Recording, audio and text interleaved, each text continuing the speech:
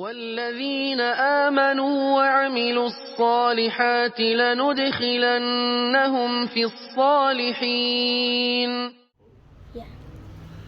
بسم الله الرحمن الرحيم. الحمد لله رب العالمين والصلاة والسلام على أشرف الأنبياء والمرسلين نبينا محمد وعلى آله وصحبه أجمعين. جزاك الله خيرا الشريف for the water. Assalamu alaikum wa rahmatullahi wa barakatuh. Inshallah, we will just resume with our lesson or reminder on Riyadh As-Saliheen, inshallah ta'ala. Jameel. So last lesson we discussed, the importance of not doing things with emotion. All of our acts of ibadah, the way we speak, the way we conduct ourselves should be done in the light of Quran and in the light of the statements of Rasulullah sallallahu alayhi wasallam. And we also discussed how a person could have a good intention, but then their conduct or their speech or their actions is the opposite. Well, not the opposite, but it has a negative effect. Now, who can remember an example? A person has a good intention, but maybe their conduct isn't the best. So, go on, Hani. Now, barakallahu feek. So, there's some people playing football in the park, and then you go right in the middle, Allahu Akbar, and start praying right in front of everyone. Even though, inshallah ta'ala, your intention was good, but it isn't the best time, isn't the best place, doesn't have the most hikmah. Jameel. وَفِيهِ أَيْضًا مِنَ الْفَوَائِدِ. So we're going to discuss some more fawaid, some more benefits, practical benefits from this hadith. أنه ينبغي للمستشير أن يذكر الأمر على ما هو عليه حقيقة وأسبابه موانعه وجميع ما يتعلق به حتى يتبين للمستشير حقيقة الأمر. So the next point is that it's necessary. So the person that is seeking shura, what do we say shura meant? Shura. Consultation. Now, so consultation. Now, when you seek the advice from others, Jameel. So whoever is seeking shura, whoever is the one seeking advice, seeking consultation, then they should mention the whole issue at hand. The reasons for it, maybe there's some issues preventing it. They have to mention absolutely everything until the person who's giving the advice, they understand the reality of the situation. ويبني مشورته على هذه الحقيقة ولهذا قال سعد إني ذو مال ولا يرثني إلا ابنة فقوله إني ذو مال بيان لسبب العطية التي يريد أن يعطيها ولا يرثني إلا ابنة لي بيان لانتفاء المانع يعني ما لا مانع من أن أعطي كثيرا لانتفاء الوارث. Jameel. So whenever a person, if you seek an advice, then you have to tell the whole story. Now, you have to tell the whole story. So this is what Sa'ad did.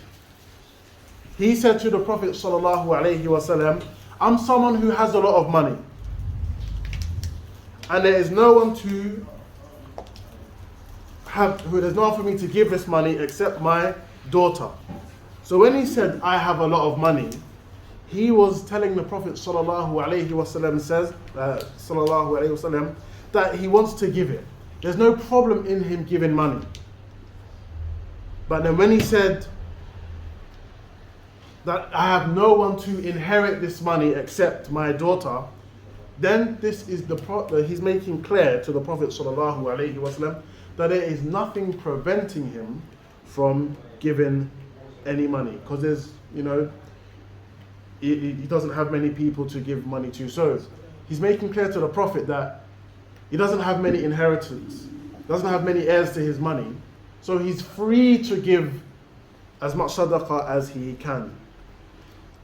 والمستشار عليه أن يتقي الله عز وجل فيما أشار فيه وأن لا تأخذه العاطفة في مراعة المستشير لأن بعض الناس إذا استشاره الشخص ورأى أنه يميل إلى أحد الأمرين أو أحد الرأيين ذهب يشير عليه به. Do you mean? So the person who's given advice, the person who's given counsel, then they need to have the taqwa of Allah Jalla wa Ala. What does taqwa mean, brothers? Taqwa. The fear of Allah. Is it more than fear?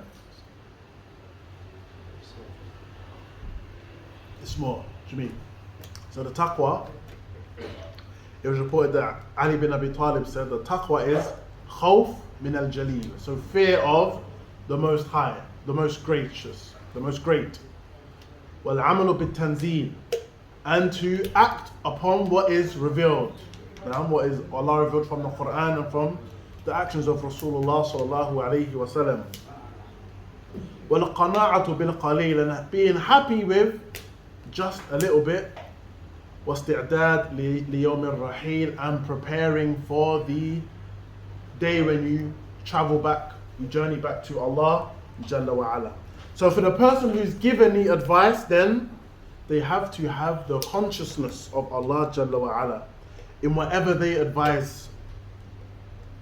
And they shouldn't be taken in by the emotions of the person seeking advice. Because some people, when they give counsel, when they give shura, when they give advice, then they see the person who's seeking advice, they may be leaning towards a particular opinion, a particular view. And then they give advice based on that. Do you mean? So just imagine, Sufyan, he wants to buy a car. Now, Sufyan, what car do you want? A Mercedes, alright. So Sufyan, he wants a Mercedes, alright? And I know Sufyan wants a Mercedes. But Sufyan's got $1,000 in his bank account. No, I can't buy a door of the Mercedes. So he comes to me and he says, I want to buy this Mercedes, should I take out a loan and have to pay back interest, for example? And because I know he wants to buy a Mercedes and I just want him to feel happy, then I say to him, oh khalas, go ahead, buy the Mercedes. Even though I know it's going to make him poor and he's going to have to end up paying some sort of interest on this loan. Now this is a big problem. Now, so whenever you give it advice, you have to give it regardless of what the person feels, as we're going to learn inshallah ta'ala.